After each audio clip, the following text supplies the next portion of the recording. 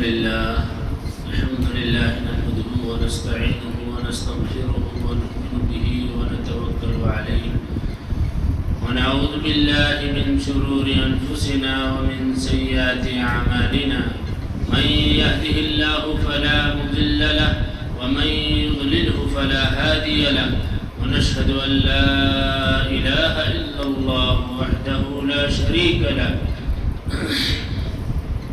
ونشهد أن سيدنا ومولانا محمدا عبده ورسوله.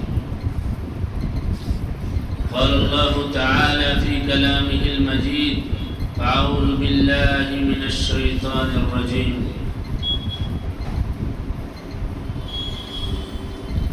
من عمل صالحا من ذكر أو أنثى وهو مؤمن فلنحيينه حياة طيبة ولنجزينهم بأحسن ما كانوا يعملون. وقال تعالى: ومن أعرض عن ذكري فإن له معيشة ضنكا ونحشرهم يوم القيامة أعمى. وقال تعالى: ومن يعش عن ذكر الرحمن نقيض له شيطانا فهو له قرين. وقال النبي صلى الله عليه وسلم: ما منكم من أحد إلا ومعه قرين من الجن وقرين من الملائكة. اللهم صل على محمد وعلى آل محمد كما صليت على إبراهيم وعلى آل إبراهيم إنك حميد مجيد. اللهم بارك على محمد وعلى آل محمد كما باركت على إبراهيم وعلى آل إبراهيم إنك حميد مجيد. اللهم صل على محمد عبدك ورسولك وصل على المؤمنين والمؤمنات والمسلمين والمسلمات الأحياء منهم والأموات. اللہ رب العزت کا بے شمار کرم و احسان ہے کہ اللہ تبارک و تعالی نے ہمیں ایمان کی دولت سے نوازا ہے. اس پہ اللہ تبارک و تعالی کا جتنا بھی شکر ادا کیا جائے کم ہے کہ بغیر کسی مطالبے کے، بغیر کسی استحقاق کے اور بغیر کسی درخواست کے اللہ تبارک و تعالی نے ہمیں ایمان کی دولت سے نوازا ہے. ایمان کے بعد اللہ تبارک و تعالی نے ہمیں یہ زندگی عطا فرمائی ہے اور اس زندگی کے لیے ہمارے لیے کچھ احکام، کچھ رول اللہ تبارک و تعالی نے متعین کیے ہیں کہ ہم اپنی زندگی کو اپنی مرضی کے مطابق نہیں بلکہ اللہ تبارک و تعالی کی مرضی کے مطابق گزاریں. اس کے لیے اللہ تبارک و تعالی نے باقاعدہ انتظام فرمایا. انبیاء کو بھیجا کہ ان کو زندگی گزارنے کا طریقہ سکھایا جائے، ان کو یہ سکھایا جائے کہ کس طرح زندگی گزارنی ہے. کہ اللہ تبارک و تعالی نے انسان کے اندر دونوں طرح کی قوتیں رکھی ہیں، شہوانی، روحانی. اس کے ساتھ اللہ تبارک و تعالی نے انسان کے ساتھ قرین، دو ایسی چیزیں رکھی ہیں. ایک انسان کو اچھائی کی طرف، خیر کی طرف بلاتا ہے اور دوسرا انسان کو برائی کی طرف بلاتا ہے. یہ اندر بھی ہے انسان کے فَأَلْهَمَهَا فُجُورَهَا وَتَقْوَاهَا. انسان کے اندر اللہ تبارک و تعالی نے الہام فرمایا ہے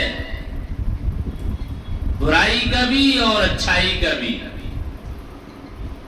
اور اسی طرح اللہ تبارک و تعالی نے انسان کے ساتھ ظاہر خارج سے باہر سے دو اور ایسی طاقتیں رکھی ہیں، دو اور ایسے محرک رکھے ہیں جو انسان کو خیر کی طرف یا شر کی طرف بلاتے ہیں۔ مسلم شریف کی روایت میں نے پڑھی، اللہ کے نبی صلی اللہ علیہ وسلم فرماتے ہیں ما منکم من احد، تم میں سے کوئی بھی ایسا نہیں ہے الا ومعه قرین من الجن وقرین من الملائکہ، تم میں سے کوئی بھی ایسا نہیں ہے اس کے ساتھ ایک قرین ہوتا ہے، قرین ساتھی، اس کے ساتھ ایک ساتھی ہوتا ہے جن میں سے اور ملائکہ میں سے۔ جن سے مراد یہاں شیطان ہے، ایک شیطان انسان کے ساتھ ہمیشہ لگا رہتا ہے،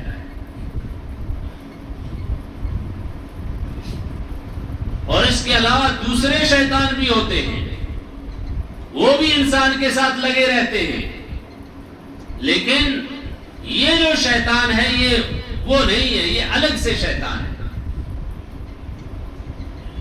یہ یصاحبہ کل حین، ہر وقت انسان کے ساتھ رہتا ہے، ویداعبہ، اور اس کے ساتھ رہتا ہے دوام کے ساتھ۔ اور جو دوسرے ہوتے ہیں دل میں وسوسے ڈالنے والے، خناس، دل میں جو وسوسے ڈالتے دماغ میں، وہ دوسرے ہیں۔ اذا ذکر الرجل، جب اللہ کا ذکر کرتا ہے کوئی بندہ،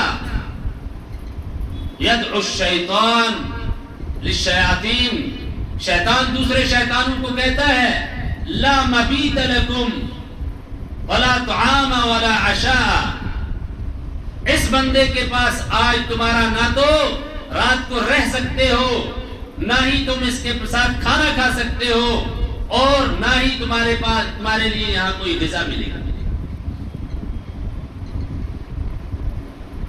یہ دوسرے شیطان ہے۔ یہ جو شیطان ہے قرین، یہ اس کے ساتھ رہتا ہے۔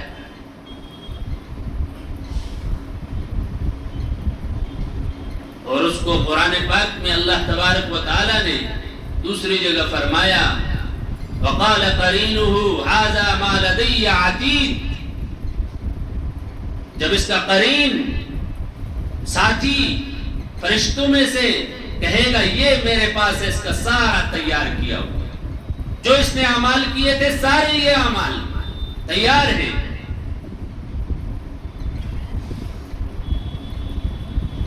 اور دوسرا قرین شیطان، اس کے بارے میں فرمایا قال قرینہ ربنا ما طغیتہ ولكن كان في ضلال بعید، اے پروردگار میں نے اس کو گمراہ نہیں کیا ہے، یہ خود ہی گمراہ تھا۔ یہ وہی والا شیطان جو قرین ہے، آخرت میں کیا کہے گا؟ یہ کہے گا میں نے اس کو گمراہ نہیں کیا ہے، وہ بری ہو جاتا ہے، اپنے آپ کو بری کر دیتا ہے۔ کمثل الشیطان اذ قال للانسان اکفر فلما کفر قال انی بریء منک انی اخاف اللہ، شیطان جب انسان کو کفر تک پہنچا دیتا ہے اور اصل ٹارگٹ اس کا، اصل ہدف اس کا ایمان ہی ہوتا ہے انسان کا، اچھے بھلے انسان کو وہ ایمان سے خالی کر دیتا ہے، ایسے اس کے پیچھے لگا رہتا ہے۔ جب وہ کفر کر دیتا ہے تو اب جو ہے وہ شیطان بری ہو جاتا، کہتا ہے انی اخاف اللہ، میں اللہ سے ڈرتا ہوں، اس کو ٹھکانے پہنچا دیا ہے، اب جو ہے وہ بھاگ جاتا ہے۔ خاص کر اللہ تبارک و تعالی نے فرمایا وَمَنْ يَعْشُ عَنْ ذِكْرِ الرَّحْمَنِ، جو اللہ رحمان کے ذکر سے غافل ہو جائے گا.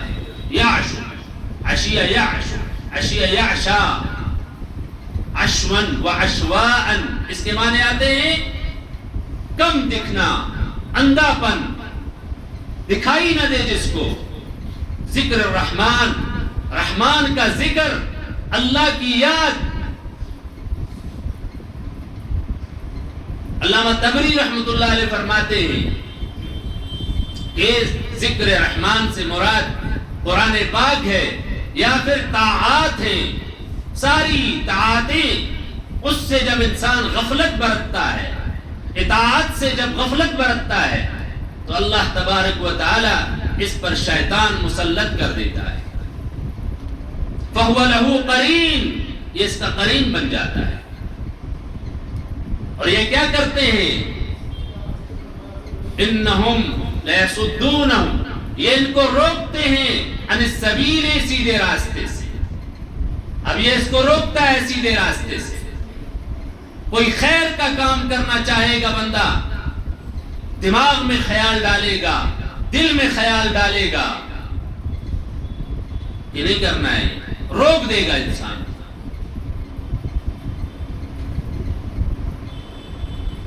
یہاں تک کہ جب اور یہ اپنی جگہ پر سمجھتا ہوگا کہ ہم ہدایت یافتہ ہیں، ہم یحسبون انہم مہتدون، یہ گمان کرتا ہے کہ ہم ہدایت یافتہ ہیں، حالانکہ شیطان نے اس کو سیدھے راستے سے روک دیا ہے. اس کو پتہ ہی نہیں چل رہا ہے. اس کا کنٹرول جو ہے، سٹیئرنگ اس کی، ریموٹ اس کا شیطان کے ہاتھ میں جا چکا ہے، اس کو معلوم ہی نہیں ہے.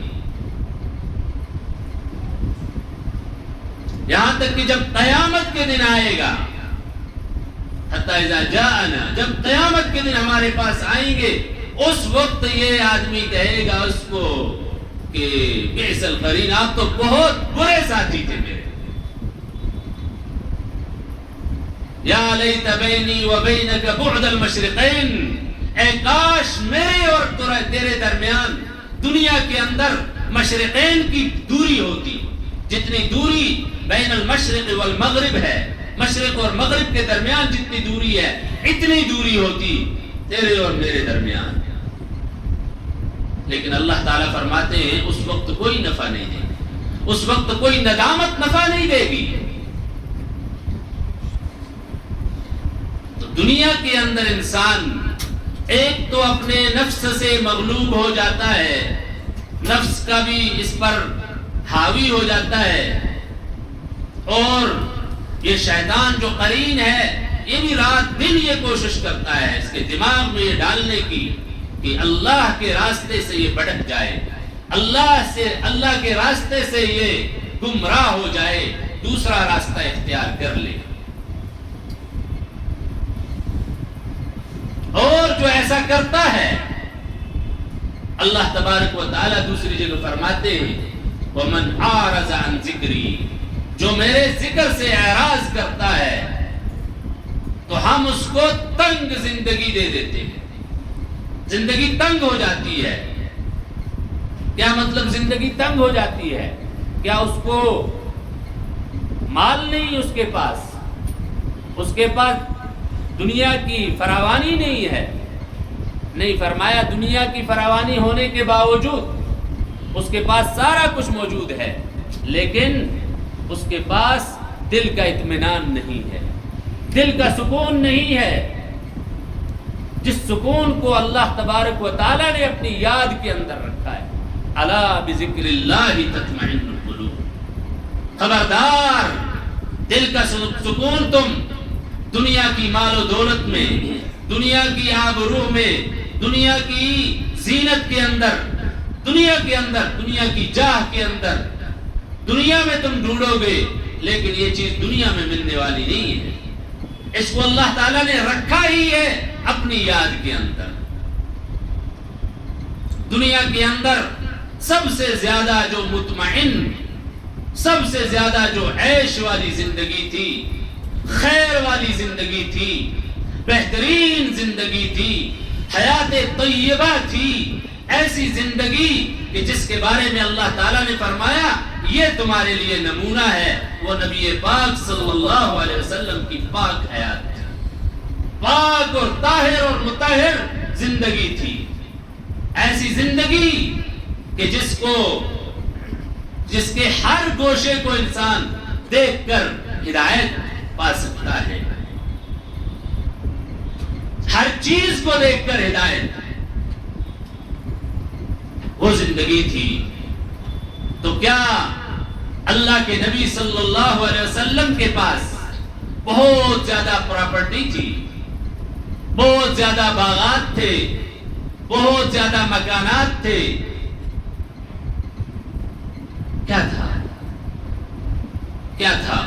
جب فتح مکہ ہوا، مکہ کو فتح کیا گیا، اس دن اللہ کے نبی صلی اللہ علیہ وسلم غسل فرما رہے ہیں، ام ہانی کے گھر میں غسل فرما رہے ہیں، لخت جگر حضرت فاطمہ رضی اللہ تعالیٰ عنہا وہ پردہ کر رہی ہیں، پردہ، کوئی چادر کونے کے پاس چادر ایسے رکھ کے اندر اللہ کے نبی صلی اللہ علیہ وسلم غسل فرما رہے ہیں، کوئی شاور نہیں ہے، کوئی نل نہیں ہے، جس سے کوئی باتھ روم ٹائل لگے ہوئے نہیں ہیں، بلکہ دو جہاں کے بادشاہ امام الانبیاء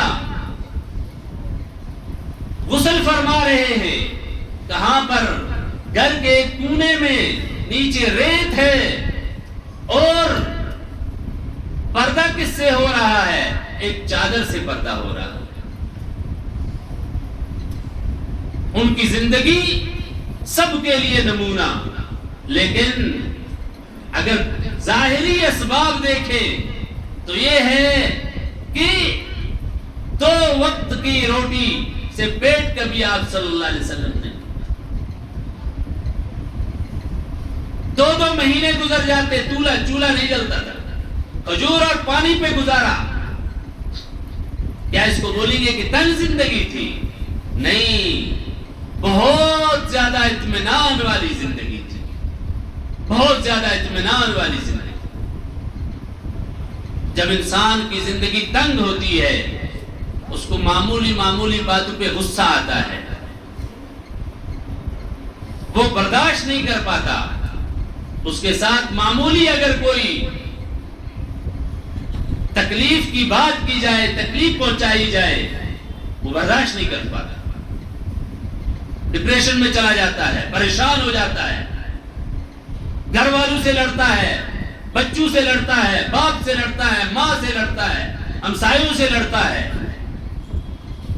اللہ کے نبی صلی اللہ علیہ وسلم کی مبارک زندگی کہ جن لوگوں نے آپ پر جادو کیا، ان کو بلایا گیا، ان کو کہا میں ایک بات آپ سے پوچھنا چاہتا ہوں، سچ بولو گے؟ کہا بالکل سچ کہیں گے۔ آپ نے فرمایا آپ کا باپ کون ہے؟ انہوں نے کہا فلاں ہے۔ آپ نے کہا کذبتم، جھوٹ بولتے ہو، ان اباکم فلان، ہمارا باپ تو فلاں ہے، تم جھوٹ کیوں بولا؟ قالوا نعم، کہا ہاں یا ابا القاسم صلی اللہ علیہ وسلم، آپ نے جو فرمایا وہی ہمارا باپ ہے، ہم نے جھوٹ بول دیا۔ پھر آپ نے دوسری بات پوچھی، انا سائلکم عن شیء هل انتم صادقیہ، میں تم سے ایک بات پوچھنا چاہتا ہوں، کیا سچ بولو گے؟ قالوا نعم یا ابا القاسم، کہا کہ ہاں اے ابا القاسم صلی اللہ علیہ وسلم۔ لو کذبنا، اگر ہم نے جھوٹ بولا، لعرفت، تو آپ پہچان لو گے، کما عرفت فی ابینا، جیسا کہ ہم نے اپنے باپ کے بارے میں جھوٹ بولا تو آپ کو پتہ چل گیا۔ فرمایا من یکون اہل جہنم، جہنم والے کون ہوں گے؟ اہل النار، نار والے کون ہوں گے؟ قالوا نکون فیہا قلیلا ثم نخلفکم ثم تخلفونا، ہم رہیں گے وہاں کچھ دیر، جہنم میں جانا ہے ہمیں یہودیوں کو، لیکن کچھ دیر کے لیے رہیں گے، پھر تم لوگ ہمارے بعد آؤ گے جہنم میں۔ آپ صلی اللہ علیہ وسلم نے فرمایا اخسؤوا فیہا، تم وہاں ہی رہو، ذلیل ہو جاؤ جہنم میں، واللہ لا نخلفکم ابدا، ہم جہنم میں تمہارے پیچھے نہیں آئیں گے۔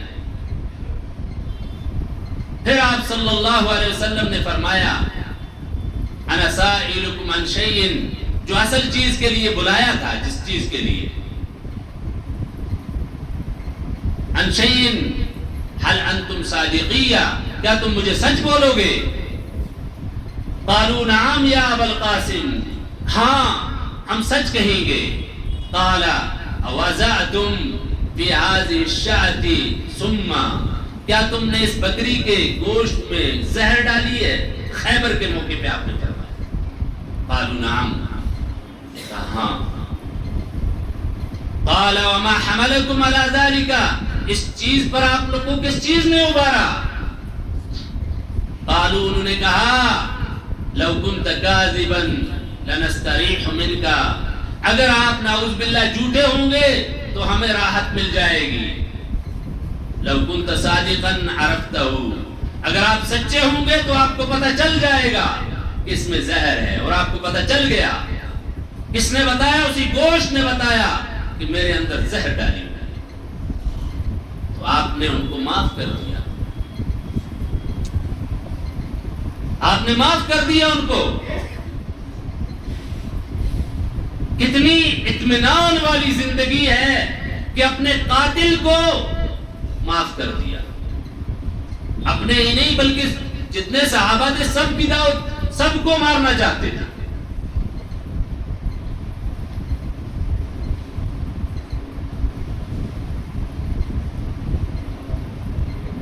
اتنی اطمینان والی زندگی کہ کبھی آپ صلی اللہ علیہ وسلم اپنے لیے کبھی غصہ نہیں ہوئے، اپنی ذات مبارک کے لیے کبھی غصہ نہیں ہوئے۔ حضرت انس رضی اللہ تعالیٰ عنہ نے 10 سال خدمت کی، فرماتے ہیں 10 سال میں اللہ کے نبی صلی اللہ علیہ وسلم نے کبھی مجھے یہ نہیں کہا لما فعلتا، ایسا کیوں کیا، کبھی ایسا نہیں کہا ایسا کیوں کیا، اور کبھی یہ نہیں کہا کہ یہ کیوں نہیں کیا۔ 10 سال میں ہم اپنے زندگی میں دن میں کتنی مرتبہ اپنے بچوں کو بولتے ہیں یہ کیوں کیا، یا بچہ باپ کو بولتا ہے ہم نے ایسا کیوں کیا، ماں کو بولتا ہے۔ برداشت نہیں ہے، کیوں نہیں ہے؟ زندگی تنگ ہے، زندگی میں اطمینان نہیں ہے، اسی لیے انسان کو غصہ آتا ہے۔ اور غصہ من مکائد الشیطان، شیطان کی جالوں میں سے ایک جال ہے۔ جب انسان کو شیطان جال میں پھنسانا چاہتا ہے، اول شیء، سب سے پہلی چیز جو ہے وہ اس پہ ڈالتا ہے وہ جال ہے، یہ غصہ ہے۔ الغضب، غصہ، غصے میں وہ آپا کھو دیتا ہے، پھر وہ نہیں دیکھتا کہ بھائی ہے، بیٹا ہے، باپ ہے، ماں ہے، بیوی ہے، بچہ ہے، کون ہے یہ سامنے، وہ نہیں دیکھتا۔ تو ہم میں سے کتنے ہیں جو شیطان کی اس جال کے اندر ہیں؟ کتنے لوگ ہیں؟ یا یہ کہیں کہ کتنے اس سے باہر ہیں؟ ساری جال کے اندر ہی ہیں، اس جال سے باہر کتنے لوگ ہیں؟ غصے کی، یہ غصہ جو ہے شیطان کے جالوں میں سے ایک جال ہے۔ جیسے مچھلی پکڑنے کے لیے جال ڈالی جاتی ہے، کانٹا ڈالا جاتا ہے، ایسے ہی شیطان غصہ دے کر جو ہے پکڑتا ہے بندے کو، اس کا شکار کرتا ہے۔ تو زندگی تنگ ہوتی ہے انسان کی، اور اللہ کے یاد سے، اللہ کی اس مقصد سے انسان اگر پھر جاتا ہے جس مقصد کے لیے انسان کو پیدا کیا گیا۔ قرآن میں جا بجا اللہ تبارک و تعالیٰ نے یہ بتایا کہ وہ مقصد کیا ہے، مقصد اصلی کیا ہے۔ کیا زندگی دنیا بنانے کے لیے مکان بنانا، بچوں کے لیے انتظام کرنا، بچوں کے لیے انتظام کرنا، یہاں تک آج سوچتا ہے انسان۔ بچوں کے لیے تو ہو گیا ہے، اب میں سوچتا ہوں اس کے بچوں کے بچے جو ہیں ان کے لیے بھی کچھ ہو جائے۔ جہاں کو جا رہے ہو وہاں کے لیے کیا کیا ہے؟ کبھی خیال نہیں آتا ہے۔ کیوں نہیں آتا ہے؟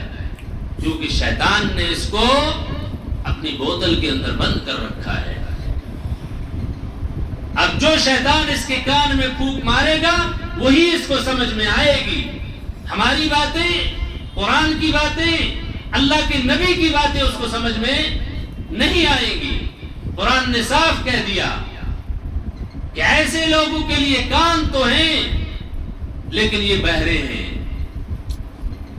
دل تو ہیں لیکن وہ دل اندھے ہیں، آنکھیں تو ہیں لیکن ان آنکھوں سے یہ دیکھ نہیں سکتے۔ کیوں سن نہیں سکتے؟ کیوں؟ کیا ان کو آواز نہیں آ رہی ہے؟ آواز آ رہی ہے، ایسے ہی آ رہی ہے جیسے ایک جانور کو آواز آتی ہے۔ يَنْعِقُ بِمَا لَا يَسْمَعُ إِلَّا دُعَاءً وَنِدَاءً، کہ وہ ایک آواز کو سنتا ہے جانور سے آپ بات کرو، خیریت ہے، ٹھیک ہو، کھانا کھایا، چارہ کھایا، وہ آپ کو جواب دے گا کہ ہاں یا نہیں۔ وہ آواز آپ کی سنے گا لیکن اس کو سمجھے گا نہیں۔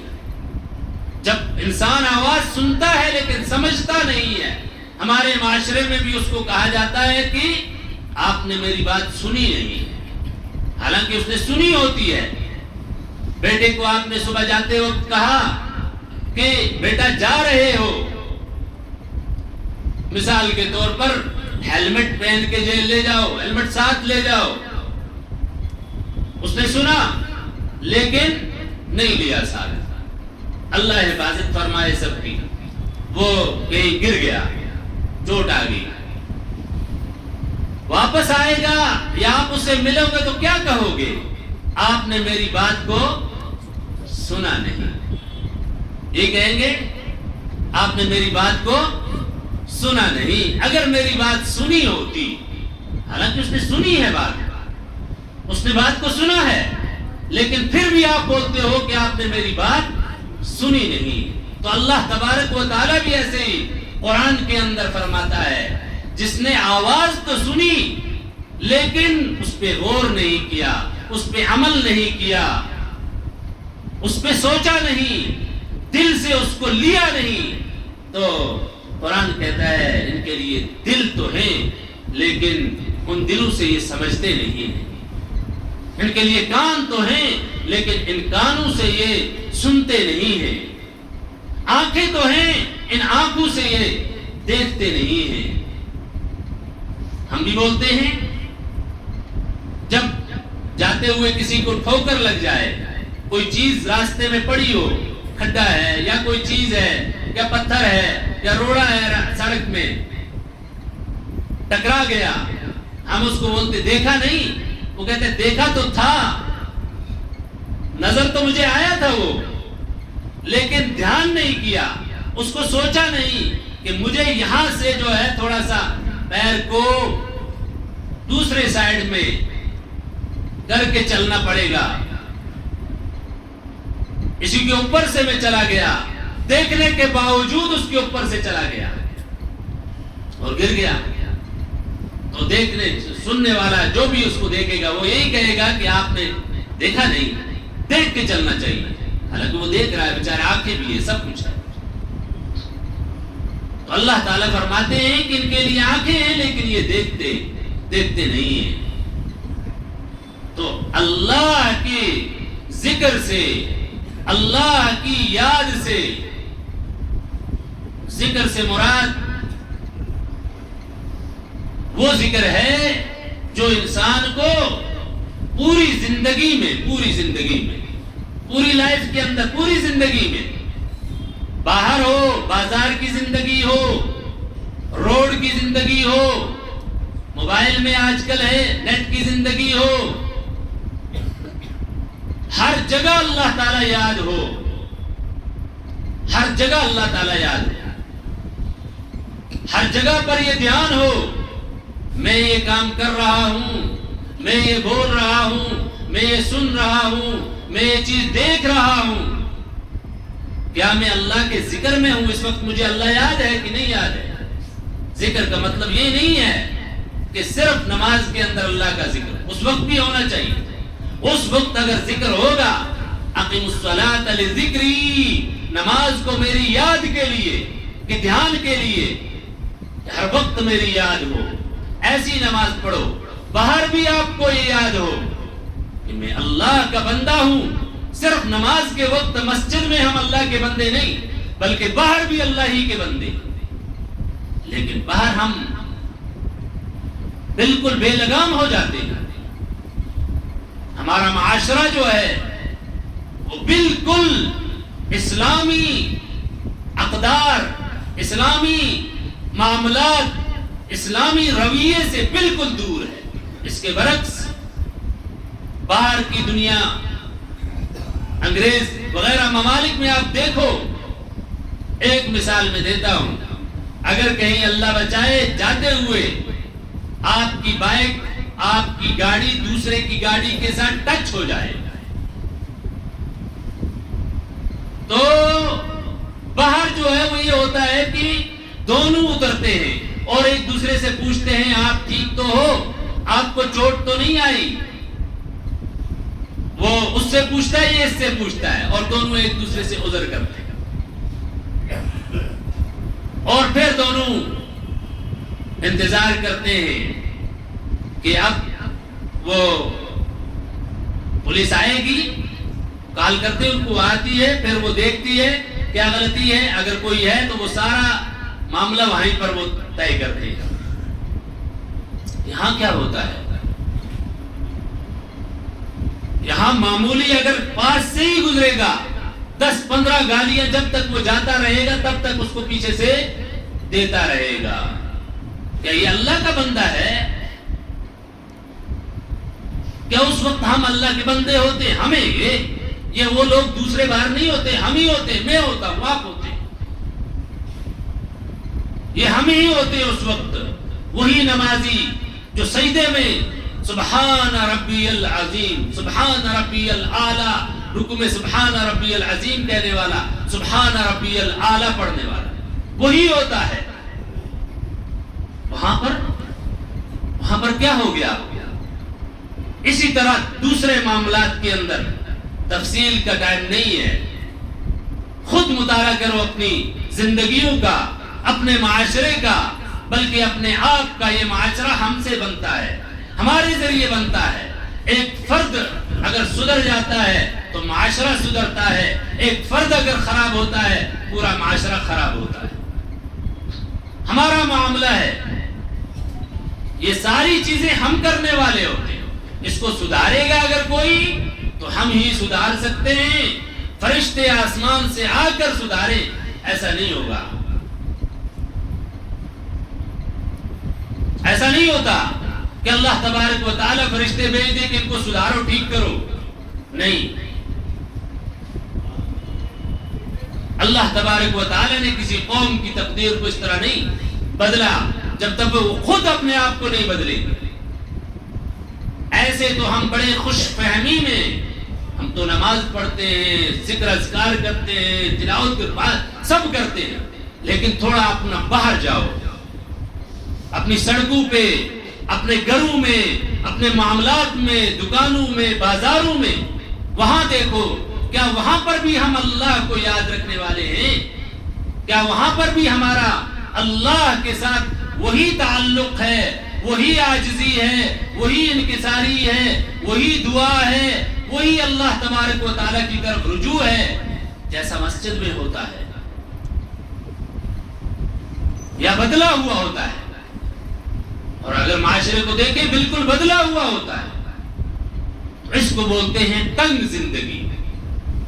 یہی ہے ہماری زندگی، تنگ زندگی اسی کو بولتے ہیں کہ اللہ تبارک و تعالیٰ کی طاعت نہیں ہے جس کے اندر، نبی پاک صلی اللہ علیہ وسلم کی پیروی نہیں ہے جس کے اندر، اللہ کے نبی صلی اللہ علیہ وسلم کی سنتوں پر چلنے کا جس کے اندر جذبہ نہیں ہے، اور یہ کام کرنے کے اس کے اندر عزم ارادے نہیں ہیں تو زندگی تنگ ہے. پھر زندگی تنگ ہے انسان کی. کتنا مالدار بھی ہو, کتنا مال بھی ہو, کتنی دولت ہو, کتنی عیش و آرام کی زندگی ہو, اچھی گاڑی ہو, اچھا بنگلہ ہو, اچھی حکومت ہو, سب کچھ ہو, لیکن اگر دل کا اطمینان نہیں ہے, راتوں کو نیند نہیں آتی ہے, دن میں چین نہیں ہے, دنیا جو ہے اس کو بیکار لگتی ہے, وجہ اس کی یہ ہے کہ اللہ کی نافرمانی ہے. زندگی کے اندر اللہ تعالیٰ کی فرمان برداری نہیں ہے, وہ فرمان برداری جو ہونی چاہیے. تو جو اللہ تبارک و تعالیٰ کے ذکر سے اعراض کرتا ہے اور غافل ہو جاتا ہے, اللہ اس کو تنگ زندگی عطا کرتا ہے. دنیا کے اندر وہ تنگی میں, پریشانی میں رہتا ہے. ایک روایت میں اللہ کے نبی صلی اللہ علیہ وسلم نے مثال سے سمجھایا, وَهُوَ الَّذِي يَأْكُلُ وَلَا يَشْبَعُ. اس کی مثال ایسے کی دی ہے جو کھاتا ہے لیکن پیٹ نہیں بھرتا. پھر اللہ کے نبی صلی اللہ علیہ وسلم نے جانور سے مثال دے کر سمجھایا. ایک صحابی نے عرض کیا, یا رسول اللہ,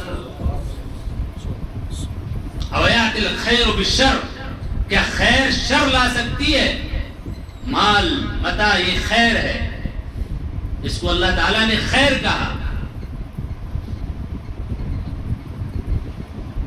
خیر ہے, فرمایا اس خیر میں شر ہو سکتی ہے؟ رزق اللہ کی خیر ہے.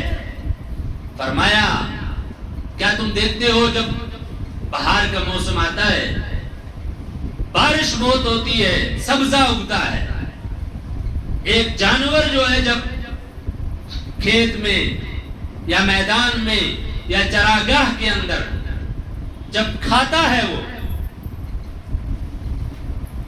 سردیوں میں اس نے سوکھا گھاس کھا کر اس کی زندگی پریشان ہو چکی ہوتی ہے. جب وہ سبز گھاس دیکھتا ہے تو وہ جو ہے بے تحاشا کھاتا ہے, اتنا کھاتا ہے, اتنا کھاتا ہے. فرمایا اللہ کے نبی صلی اللہ علیہ وسلم نے کہ اس کی کوکھیں جو ہے وہ پھول جاتی ہیں, پھول جاتی ہیں. اب وہ بھاری ہو جاتا ہے اور پھر بھاری ہو کے بیٹھ جاتا ہے اور سورج کی طرف بیٹھ کے منہ اپنا سورج کی طرف کر لیتا ہے کہ بیٹھا بھی نہیں جاتا, اتنا کھا لیتا ہے. اس کے بعد فرمایا اس کے بعد اس کو گوبر جو ہے چھوٹ جاتا ہے پتلا ہو کر, وہ ہے کہ دست ہو جاتے ہیں. جب دست ہو جاتے تھوڑا اس کا پیٹ ہلکا ہو جاتا ہے, پھر کھڑا ہو جاتا ہے, پھر کھانے لگتا ہے. اس کو معلوم ہے کہ میری ہلاکت اسی کی وجہ سے ہو رہی ہے, لیکن وہ پھر کھاتا ہے. فرمایا کہ وہ ادموا ہو جاتا ہے, یعنی آدھا مرا ہوا ہو جاتا ہے, لیکن وہ جس گھاس کو کھا رہا ہے یہی اس کی موت کا سبب بننے والا ہے, لیکن اس کے باوجود یہ پھر کھاتا ہے. فرمایا یہی مثال ہے اس دنیا کی بڑی. فرمایا خضر حلو, سرسبز ہے اور میٹھی ہے, مزیدار ہے یہ. حالانکہ اس کی ہلاکت کا سبب یہی دنیا بنتی ہے. دنیا انسان کی ہلاکت کا سبب بنتی ہے. دنیا کے لیے, عہدے کے لیے, مال کے لیے, متاع کے لیے انسان جو ہے اپنے دین کو, ایمان کو بیچ دیتا ہے, اپنے اخلاق سے گر جاتا ہے. اس کو اپنے اخلاق کا, کردار کا پھر خیال نہیں رہتا. جب ہوس بڑھ جاتی ہے انسان کی تو ایسا اس کا معاملہ ہو جاتا ہے. اور اللہ کے نبی صلی اللہ علیہ وسلم نے فرمایا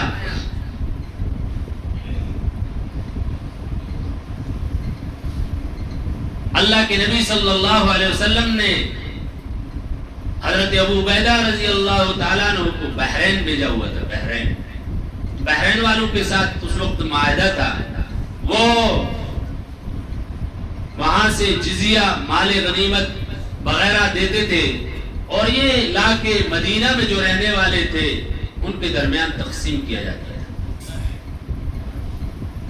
ایک مرتبہ اللہ کے نبی صلی اللہ علیہ وسلم نے فجر کی نماز پڑھی، دیکھا کہ آس پاس کے بستیوں کے صحابہ وہ مسجد نبوی میں فجر میں جمع ہے، فجر میں نماز پڑھ رہے ہیں آ کے یہاں، ورنہ اپنی اپنی مسجدوں میں نماز پڑھتے تھے، یہ عادت تھی ان کی، لیکن ہفتے میں ایک دن جمعرات کو یا جمعہ کو مسجد میں آتے تھے، جمعرات کو ہی رات کو آ جاتے تھے، جمعہ پڑھ کے پھر جایا کرتے تھے اللہ کے نبی صلی اللہ علیہ وسلم کے ساتھ۔ اس دن دیکھا کہ فجر میں بہت سارے صحابہ، بہت سارے لوگ آئے ہوئے ہیں، آپ نے فجر کی نماز پڑھائی اور اس کے بعد نماز سے فارغ ہوئے، لوگ آئے سلام کرنے کے لیے، آپ نے سلام کیا، فرمایا لعلکم سمعتم، شاید تم نے سنا کہ ابو عبیدہ مال لے کر آئے ہیں، فرمایا نعم یا رسول اللہ، ہاں ہم نے سنا، ہم اسی لیے آئے، فرمایا ابشروا واملوا ما سر اللہ لکم، خوشخبری لے لو اور امید رکھو اس چیز کی جو جس سے اللہ تعالیٰ تمہیں خوش کر دے گا، یعنی میں آپ کو مال دوں گا، مال آ گیا ہے، اور اللہ کے نبی صلی اللہ علیہ وسلم کی عادت مبارکہ یہ تھی کہ جب مال آتا تھا تو مسجد کے اندر رکھ دیا جاتا تھا، وہاں ہی سے تقسیم کرتے تھے، دن میں تقسیم ہو جائے سارا تو گھر رات کو جاتے تھے، اگر تقسیم نہ ہوا تو گھر میں نہیں جاتے تھے، پھر اپنے گھر میں جب رات کو مسجد ہی میں قیام فرماتے تھے کہ میرے پاس میری تحویل میں مال ہو اور میں پھر اپنے گھر میں جو اطمینان سے بیٹھوں، فرمایا یہ نبی کی شان ہے صلی اللہ علیہ وسلم۔ پھر آپ صلی اللہ علیہ وسلم نے فرمایا للفقر اخشى علیکم، مجھے آپ لوگوں پر، اپنی امت پر فقر کا خوف نہیں ہے، فقر، غریبی، غربت، مسکنت، اس کا مجھے خوف نہیں ہے، ولیکن اخشى علیکم ان تبسط علیکم الدنیا کما بسطت علی من کان قبلکم، مجھے خوف ہے اس بات کا کہ تمہارے اوپر دنیا کو پھیلا دیا جائے گا، وافر مقدار میں دنیا دے دی جائے گی۔ اگر آپ تھوڑا اپنے پیچھے کو دیکھو، بیک، اس وقت زیادہ فراوانی تھی دنیا کی کہ آج زیادہ ہے، آج زیادہ، ہمارے بزرگ جو ہیں وہ زیادہ اس کو سمجھ سکتے ہیں، ہمارے جو بڑے تھے ان کے پاس کبھی 2 ٹائم کے لیے روٹی بھی نہیں ہوتی تھی، کبھی کبھی ایسا بھی کاتسالی ہو جاتی تھی، ایک ہی ٹائم پر گزارا کیا کرتے تھے، چائے جو ہے وہ ستو کے ساتھ پیا کرتے تھے، ایسا سنا ہے آپ لوگوں نے اپنے بڑوں سے؟ تھا گویا کہ اس وقت دنیا کا مال، متاع، رزق وہ کم تھا، آج زیادہ ہے، طمع، لالچ اور دنیا کے لیے دین کو بیچنا اس وقت زیادہ تھا کہ اب زیادہ ہے، اب زیادہ ہے، دنیا بھی زیادہ ہے، لالچ بھی زیادہ ہے، حرص بھی زیادہ ہے، طمع بھی زیادہ ہے، اور متاع دنیا کے لیے دین کو بیچنا یہ آج زیادہ پایا جا رہا ہے، اس وقت کم تھا۔ تو آپ نے فرمایا مجھے یہ خوف نہیں ہے کہ تمہارے اوپر فقر آ جائے گا، فقر کی وجہ سے میری امت ہلاک ہو جائے گی، یہ مجھے خوف نہیں ہے، مجھے یہ خوف ہے کہ تمہارے اوپر دنیا کو بکھیر دیا جائے گا، پھیلا دیا جائے گا، اسی طرح پھیلا دیا جائے گا۔ فرمایا جیسا کہ تم سے پہلے لوگوں پر پھیلایا گیا۔ پھر ان کا کیا حال ہوا؟ فتنافسوها کما تنافسوها، فرمایا تم بھی اس دنیا کے پیچھے ایک دوسرے سے ایسے آگے بڑھنے کی کوشش کرو گے جیسے انہوں نے ایک دوسرے سے آگے بڑھنے کی کوشش کی۔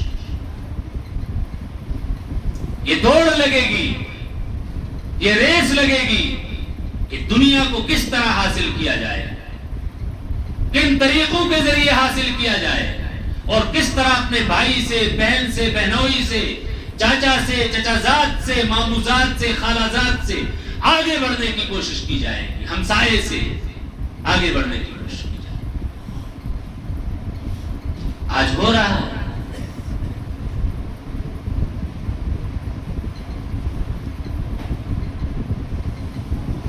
فَتَهْلِكَكُمْ كَمَا أَهْلَكَتْهُمْ، فرمایا تمہیں بھی یہ دنیا ہلاک کر دے گی جیسے ان کو ہلاک کر دیا، جیسے ان کو ہلاک کر دیا۔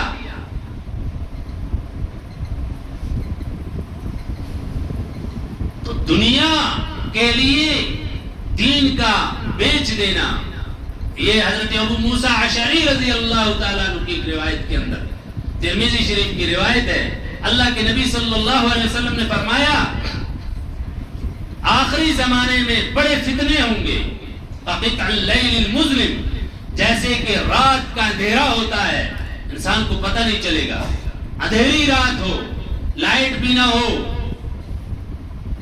چلنے میں پریشانی ہوتی، کس راستے سے چلا جائے، کہاں سے چلا جائے، انسان کو پریشانی ہوگی۔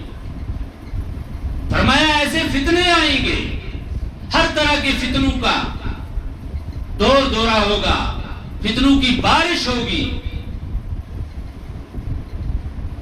فرمایا اس وقت یہ حال ہوگا کہ ایک بندہ صبح مسلمان ہوگا، شام کو کافر ہو چکا ہوگا، شام کو مسلمان ہوگا، صبح کافر ہو چکا ہوگا۔ اور فرمایا یبیع دینہ، اپنے دین کو بیچ دے گا، لعرض من الدنیا القلیل، دنیا کی معمولی زندگی کے لیے، دنیا کے معمولی مال و متاع کے لیے اپنی آخرت کو برباد کر دے گا۔ آج یہ بہت ہو رہا ہے، بہت زیادہ یہ پایا جا رہا ہے کہ جوان کو، ہمارے بچے کو یہ خیال نہیں ہے کہ اللہ تبارک و تعالی نے میرے دل کے اندر کیا خزانہ رکھا ہے، مجھے ایمان کی جو دولت دی ہے یہ وہ دولت ہے جو کبھی ختم ہونے والی نہیں۔ اس کی وجہ سے اگر جنت کے اندر مجھے چھوٹی سی جگہ مل جائے، اللہ کے نبی صلی اللہ علیہ وسلم نے فرمایا لَمَوْضِعُ أَحَدِكُمْ فِي الْجَنَّةِ خَيْرٌ مِّنَ الدُّنْيَا وَمَا فِيهَا، جنت کے اندر لَمَوْضِعُ صَوْتِ أَحَدِكُمْ مِنَ الْجَنَّةِ، بخاری شریف کی روایت ہے، اللہ کے نبی صلی اللہ علیہ وسلم نے فرمایا جنتی کی ایک کوڑے کی جگہ، کوڑا چابک، کوڑا اتنی سی جگہ، یہ دنیا وما فیہا سے بہتر ہے۔ اتنی سی اگر جگہ مل جائے، وہ ملے گی ایمان پر ملے گی۔ جب ایمان ہوگا دل میں، جب اللہ کی پہچان ہوگی، اللہ کی معرفت ہوگی، اللہ کے نبی صلی اللہ علیہ وسلم کی معرفت ہوگی، اور آخرت کی ترجیح ہوگی، دنیا کی ترجیح نہیں ہوگی، اللہ کی یاد ہوگی اس کی زندگی کے اندر، ہر وقت اللہ یاد ہوگا، تو اس کو اللہ تبارک و تعالی دے گا۔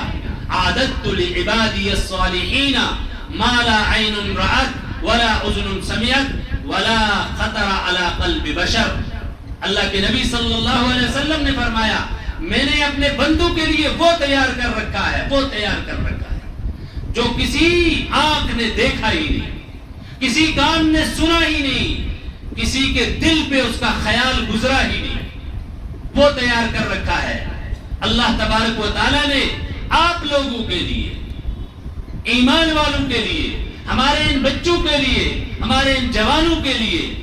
لیکن یہ اس سے منہ موڑ کر، اللہ سے منہ موڑ کر اللہ کے دشمن شیطان کی طرف لپک رہے ہیں اور اس کے قبضے میں جا رہے ہیں، اور اسی کی بات کو مان رہے ہیں۔ اللہ کا منادی اس کو ندا دیتا ہے، آواز دیتا ہے، ہر وقت یہ بلاتا ہے۔ اس کے کان میں ایک تو قرین یہ ہوتا ہے، دوسرا قرین اس کے دل میں اللہ تعالیٰ نے جو ایمان رکھا ہے وہ اس کو آواز دیتا ہے، اس کے دل سے آواز اٹھتی ہے، اور ایک فرشتہ اس کو آواز دیتا ہے۔ فرشتہ بھی اس کو کہتا ہے، وہ بھی اس کو کہتا ہے۔ اب اتنا ٹائم نہیں ہے میں پورے اس کے بتاتا کہ فرشتے کا کیا کام ہوگا، وہ بھی اس کو خیر کی طرف بلاتا ہے۔ لیکن جب یہ شیطان کی آواز کو سنتا ہے، فرشتے کی آواز کو ٹال دیتا ہے، فرشتے کی آواز دھیمی ہو جاتی ہے، آہستہ ہو جاتی ہے، اور شیطان کی آواز اس کے کانوں میں گونجتی ہے۔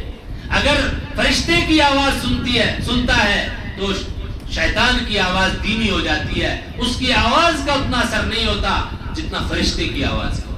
یہی وجہ ہے جو اللہ کے بندے ہوتے ہیں، اللہ تبارک و تعالیٰ کے پیروکار ہوتے ہیں، نبی اکرم صلی اللہ علیہ وسلم کی سنتوں پر چلنے والے ہوتے ہیں، اس کو بہت آسانی کے ساتھ شیطان شکار نہیں کر سکتا۔ کیوں؟ اس لیے کہ اس کا ایمان مضبوط ہو گیا ہے، اس کے اعمال مضبوط ہو گئے، اور ایک خیر انسان کو دوسرے خیر کی طرف رہنمائی کرتی ہے، اور ایک شر انسان کو دوسرے شر کی طرف رہنمائی کرتی ہے۔ بندے نے ایک گناہ کیا، وہ دوسرا گناہ اس کی طرف کھینچتا ہے، ایک گناہ دوسرے گناہ کی طرف۔ اسی طرح ایک خیر دوسرے خیر کی طرف کھینچتی ہے۔ ٹائم ہو گیا ہے، اللہ تبارک و تعالی ہم سب کو سننے سے زیادہ عمل کی توفیق عطا فرمائے۔ اللہ تبارک و تعالی ہم سب کے حال پر رحم فرمائے، ہمارے اہل و عیال پر رحم فرمائے۔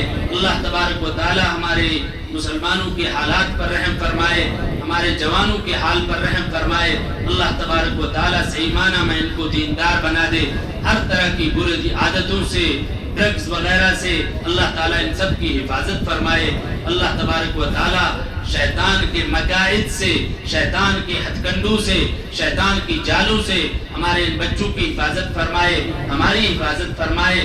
مرتے دم تک ہمیں اللہ تعالیٰ اس ایمان پر قائم اور دائم رکھے۔ اللہ تبارک و تعالیٰ ہمارے اس ایمان کو مضبوط سے مضبوط تر بنائے۔